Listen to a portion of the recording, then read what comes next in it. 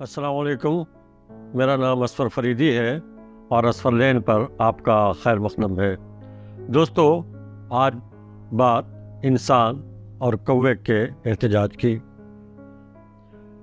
ابھی جمعہ کی نماز کا وقت نہیں ہوا تھا، تیز دھوپ اور گاڑیوں کے دھوئیں کے ساتھ سورتی دھوپ نے پریشان کر دیا تھا۔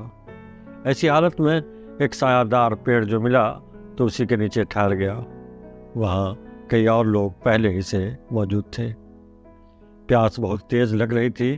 پانی کے بارے میں پتہ کیا تو پاس ہی بیٹھے ایک صاحب نے کہا، بوتل والا پانی چاہیے سر؟ مل جائے گا۔ اس نے بوتل بڑھائی اور میں نے پیسے۔ پانی پینے کے لیے پاس ہی رکھی میز پر بیٹھ گیا۔ اتنے میں دکاندار نے وہاں بیٹھے ایک صاحب سے پوچھا، ارے آج کل وہ مولوی نظر نہیں آتا، کہاں چلا گیا؟ دوسرے نے جواب دیا، کہیں جھاڑ پھونک کر رہا ہوگا۔ اس پر دکاندار نے کہا، کبھی اس کو مسجد جاتے نہیں دیکھا، عید میں بھی نہیں جاتا ہے۔ آپس میں گفتگو کرنے والے مسلمان نہیں تھے۔ دکاندار نے کہا، پتہ نہیں اس کی جھاڑ پھونک کیسے کام کرتی ہے۔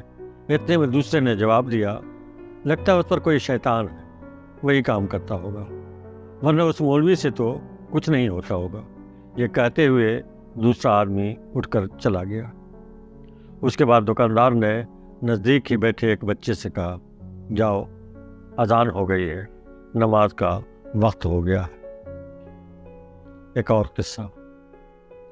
اس دن بارش ہوئی تھی، بجلی خوب کڑک رہی تھی۔ اسی اثنا میں بجلی کے تار کے آپس میں ٹکرانے کی آواز آئی، تیز روشنی ہوئی۔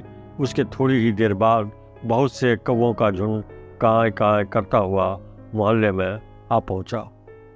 بہت سے کوے محلے کی عمارتوں کے منڈیر پر بیٹھتے اور پھر ایک ساتھ اڑتے۔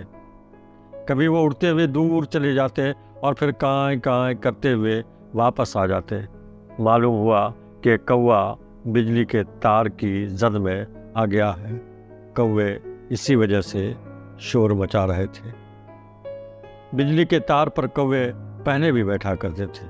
وہ زمین پر دانا چگتے، عمارتوں کے منڈیروں پر چلے جاتے یا پھر بجلی کے تار پر بیٹھ جاتے۔ یہ سب وہ اپنے پروں پر اعتماد کی بنیاد پر کرتے۔ کوا جو بجلی کے تار کی زد میں آیا تو اس کی برادری نے پورا آسمان سر پر اٹھا لیا۔ سارے کوے احتجاج کر رہے تھے، مظاہرہ کر رہے تھے، منڈیروں پر بیٹھ کر دھرنا دے رہے تھے۔ یہ سب ایک کوے کی موت پر کیا جا رہا تھا۔ کوے کی موت میں بجلی کے تار کی کوئی غلطی نہیں تھی۔ وہ تو پہلے ہی سے کھمبے کے سہارے بندھا ہوا تھا۔ اس سے برقی رو پہلے بھی گزرتی تھی، لیکن کووں کو اس سے کوئی مطلب نہیں تھا۔ اسے اپنے ایک ساتھی کی موت کا دکھ تھا۔ ایک تیسرا واقعہ۔ محلے کے ایک خالی پلاٹ کو لوگوں نے کوڑا دان بنا دیا ہے۔ کچھ لوگ اپنی گاڑیوں کو وہیں پارک کرتے ہیں۔ اسی کوڑے کے ڈھیر میں کتوں کا بھی بسیرا رہتا ہے۔ ان کتوں کو گاڑیوں کے اوپر بھی اکثر دیکھا جاتا ہے۔ ایک دن صبح سویرے کسی دوسرے محلے کے ایک کتے کا ادھر سے گزر ہوا۔ محلے کے سارے کتے بھونکتے ہوئے اس کی طرف دوڑ پڑے۔ اجنبی کتے نے پلٹ کر کوئی جواب نہیں دیا، دھیرے سے اپنی دم دبائی اور آگے بڑھ گیا۔ یہ سب ایک منٹ سے بھی کم وقت میں ہوا۔ اجنبی کتا 2-4 قدم آگے جانے کے بعد معمول سے چلنے لگا۔